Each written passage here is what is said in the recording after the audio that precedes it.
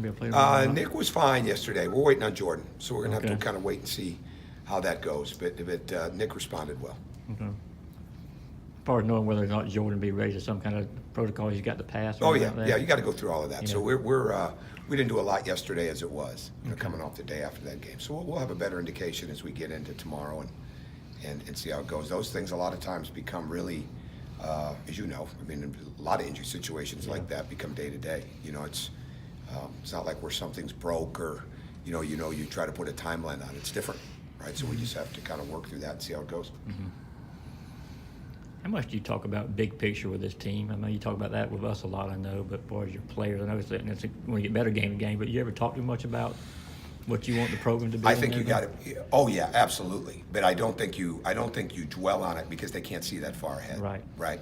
And absolutely, there's not a day goes by that I don't talk about what we want to be. I don't talk about what a championship mindset is, and that's exactly what I do in the locker room. Right. Like I think I said this the other day, but the old, being with Tom Izzo coined the phrase "players play, tough players win championships," and it's like.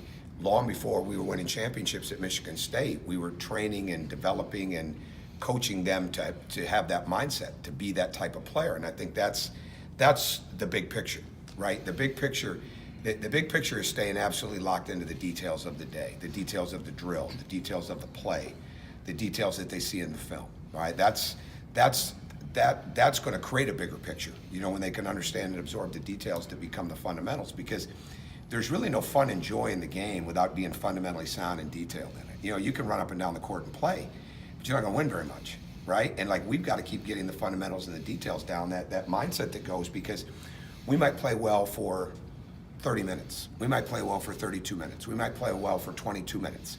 We've got to play well for 40, and then it may turn into 45 or 50, right? But that's what you're continuing to shoot for. So that's where we're at with that. But there's not one day that we get away from what we want the program to look like.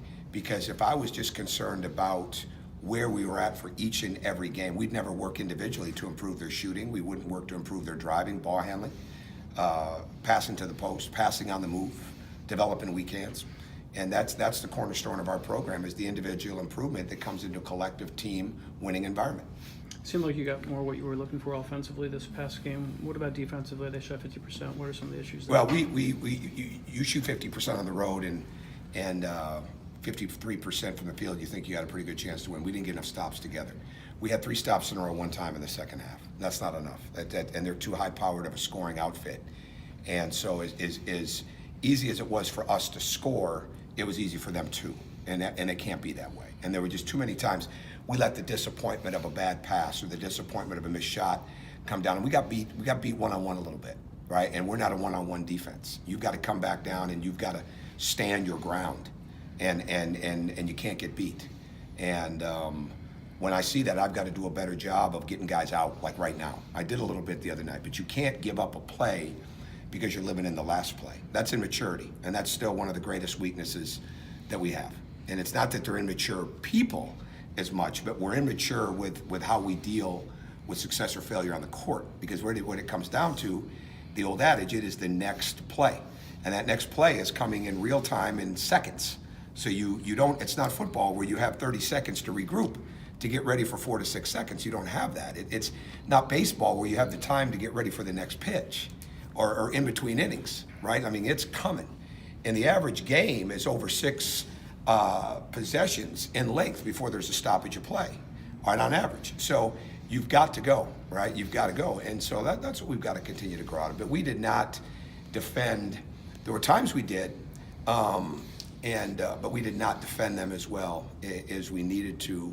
And if we'd got 3 stops in a row a couple of times, that would have really changed the game for us, even as close as we were, because of the way we were scoring.